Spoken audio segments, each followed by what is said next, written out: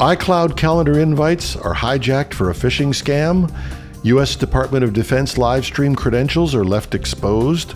Billions of Android phones are vulnerable as critical 0 days are exploited. And the U.S. puts a $10 million bounty on Russian FSB hackers.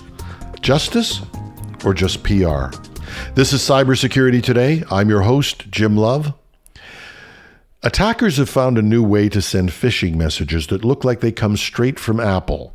They're using iCloud calendar invites to push their scams through Apple's own servers. Here's how it works. Instead of sending a normal email, criminals create fake calendar invites. In the notes section, they type the scam message, like a warning about a $599 PayPal charge with a phone number to call. But here's the thing. Because the calendar invite is sent through Apple's iCloud system, it shows up as coming from a real Apple address. That means it passes the usual checks that email systems use to catch fakes, so it sails past things like spam filters. And then the attackers forward the invite through Microsoft 365 using something called the sender rewriting scheme. Now, that tool is there to help legitimate forward emails pass security checks.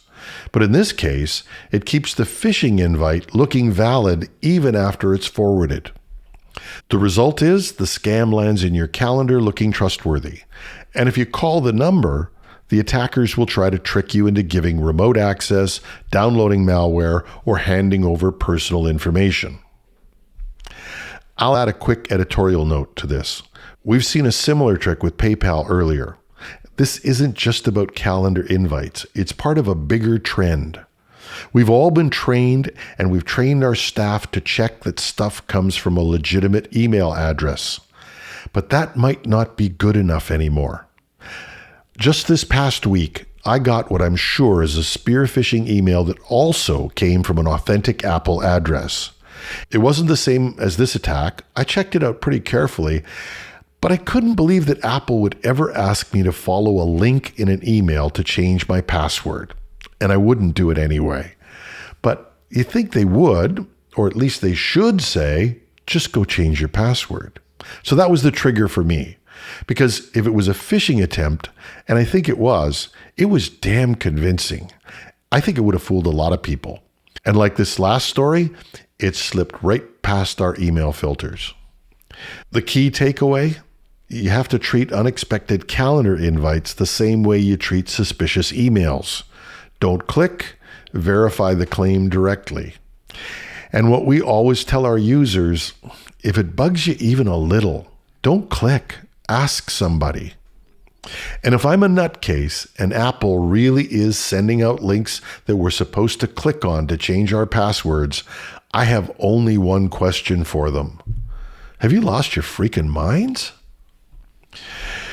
The U.S. Department of Defense, like many other organizations, will broadcast live videos to platforms like YouTube and X.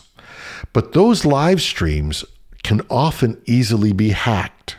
When the stream key, the password that allows the video to go live, is exposed, anyone can take control. It's like handing strangers the keys to your official megaphone. And this isn't hypothetical. In 2018, stream keys for U.S. Cyber Command were publicly accessible. More recently, just before the Defense Secretary's live stream where they handed out burgers to the troops, the keys for Pentagon channels on X, Facebook, and YouTube were easily discoverable with simple searches. That means attackers could hijack an official feed or insert fake content that looks authoritative. In today's environment, where artificial intelligence can create convincing fake audio or video, the danger is even bigger. Imposters have already used AI to mimic Secretary of State Marco Rubio's voice in calls to U.S. politicians and even foreign ministers. And security experts are warning that if something like this appears on an official live stream, you can imagine this being used for some sort of confusion event. We've all seen how powerful even a short-lived hoax can be. In 2023, a fake image of smoke rising near the Pentagon caused a dip in the stock market. If such deceptive content were broadcast through an official defense channel, even for a few minutes, the impact could be global. But the other point is that if you're sloppy in one area, it's an indication of a cultural issue. You're probably sloppy in other areas. Not only does that make for bad security, but it also makes you a target.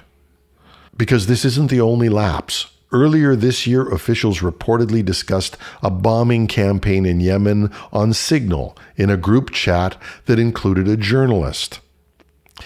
But back to this case, the lesson is clear. Stream keys need to be treated like passwords. Rotate them, store them securely, lock them down with the same care as any sensitive system. Because the idea of never leaving access to anything exposed should be part of a culture of security or of good defense. Google has confirmed that attackers are actively exploiting 2 critical zero-day vulnerabilities in Android. But here's the problem. While Google has issued an emergency fix for Pixel devices, more than 1 billion other Android phones remain unpatched.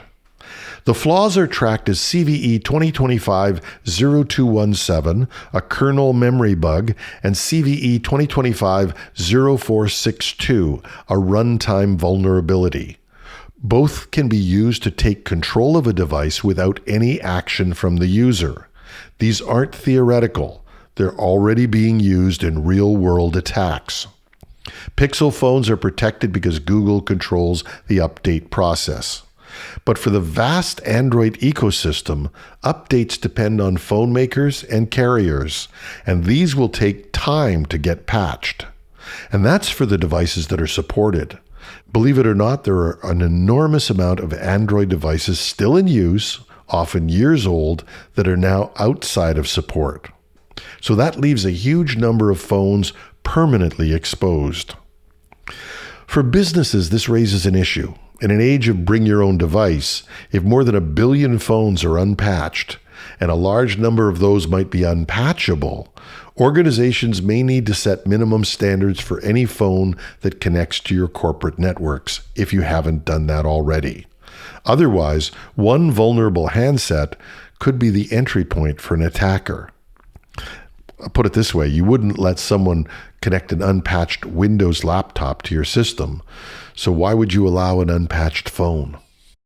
And finally, the U.S. State Department has put a $10 million bounty on 3 Russian FSB cyber operatives accused of targeting critical infrastructure.